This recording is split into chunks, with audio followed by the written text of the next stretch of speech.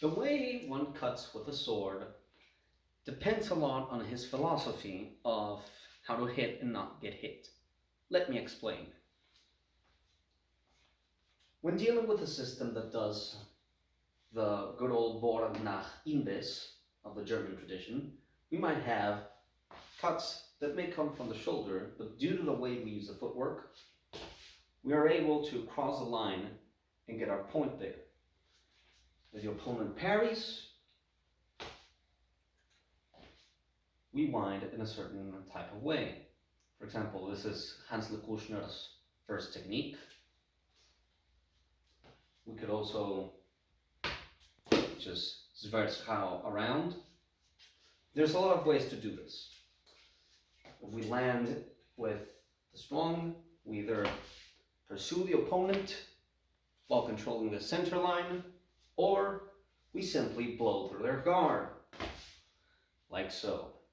The diagonal footwork gives us control of the center line and protects our hands. But when we're dealing with a system that uses the parry-repulse mentality, this suddenly changes. Though it is quicker, our hand is much more exposed. We have the hand guards to deal with that, but it's still a problem. But more importantly, if we simply decide to both attack at the same time with this, I get hit, but I hit you. I have big openings.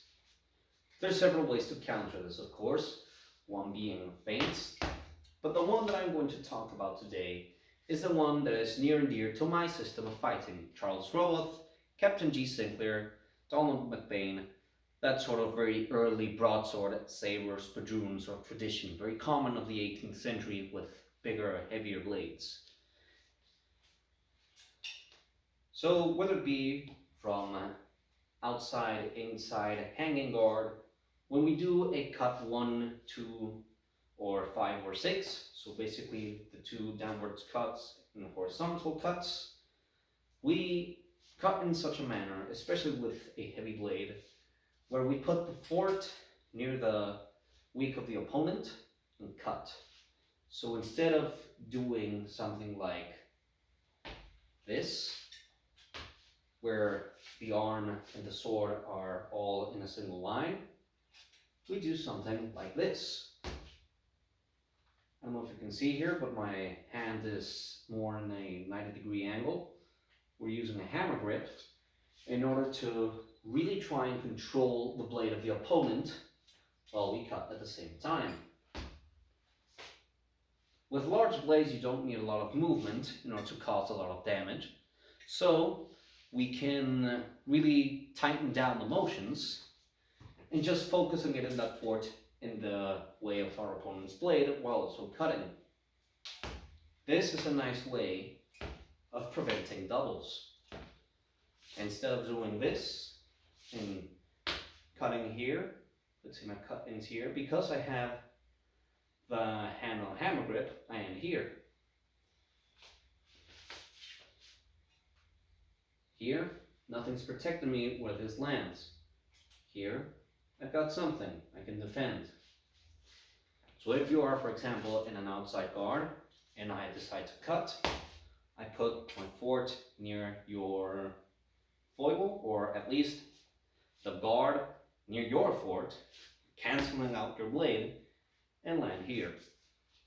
This is especially useful with a hanging guard. So the hanging guard is where a opponent hangs down, you defend, you can block a lot from here. But from here, you can also launch some pretty tight cuts. We go to what's essentially this position and land our cut.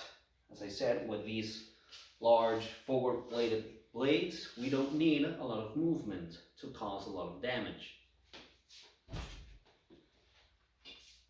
This especially applies with something like this. Broad blade that widens so its tip is a machete, but with a point of balance this far out, I don't think you need to worry about power. So you don't have to do the big whoa in order to provoke a lot of power. And because we have a certain amount of hand protection, we don't have to keep our hand here. we can keep it here and defend at leisure.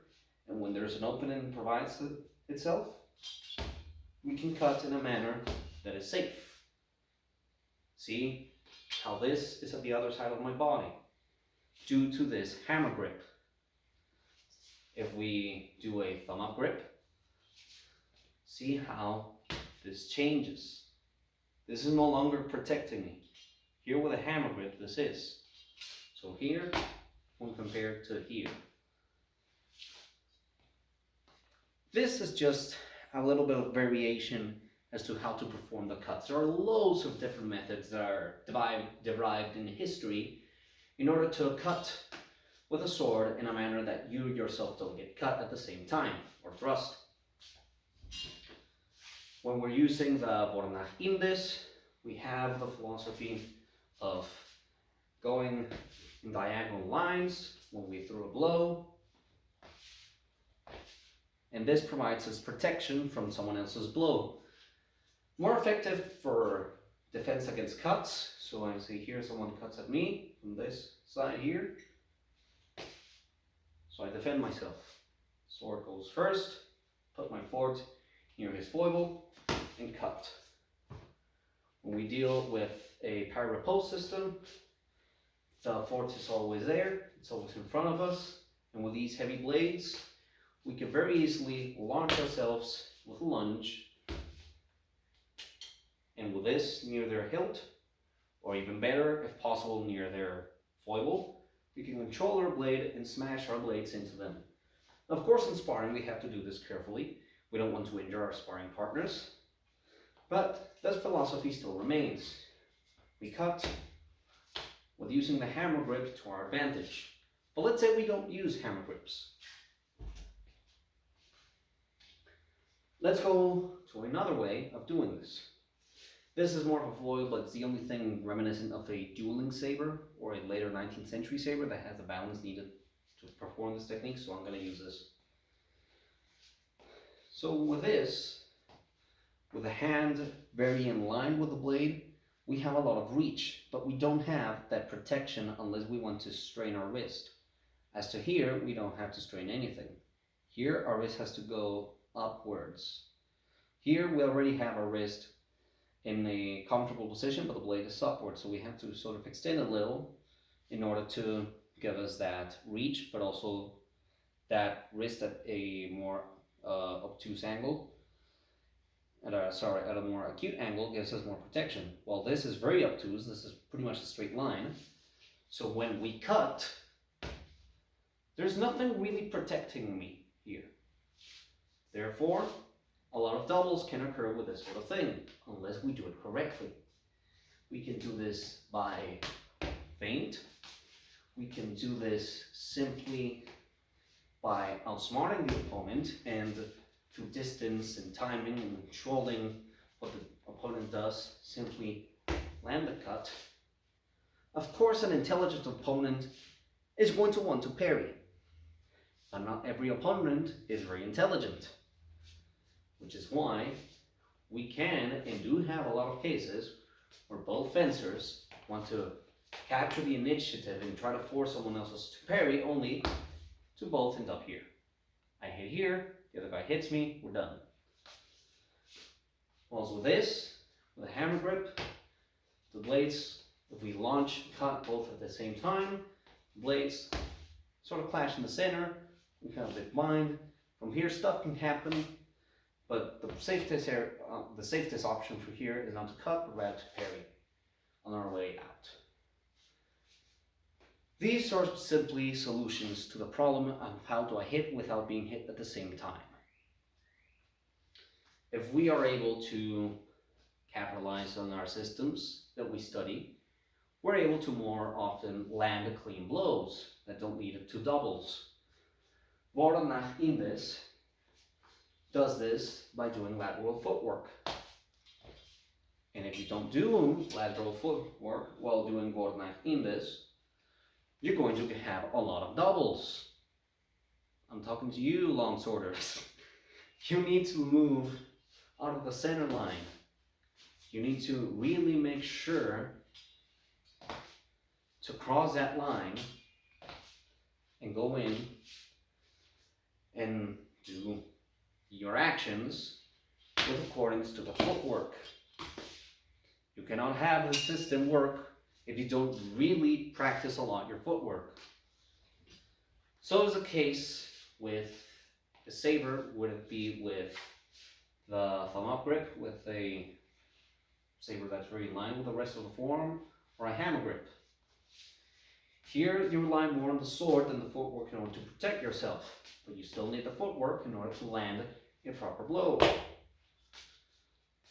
Whether it be with a hammer grip or with a thumb up grip.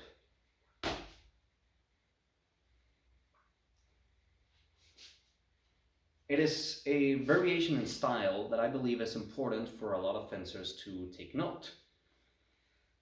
These, and as I said, these are two of the ways in which this problem is solved. If we go to earlier systems like Antonio Ancelino or Marozzo,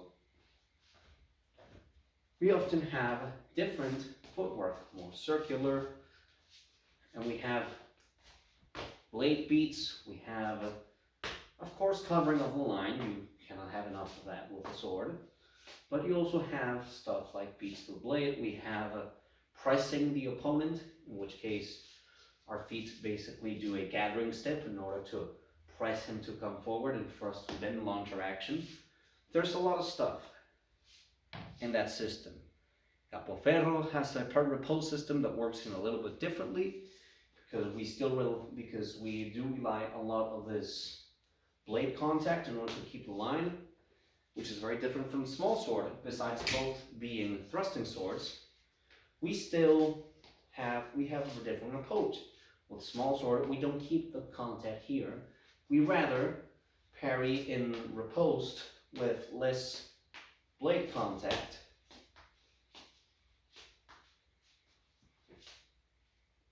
Which means that the game, the fencing, is a lot different. These are but a few of the differences between all the manners of solving the question: how do I hit without getting hit? Thank you for listening, and I hope this helps. Now, where is that fencing mask?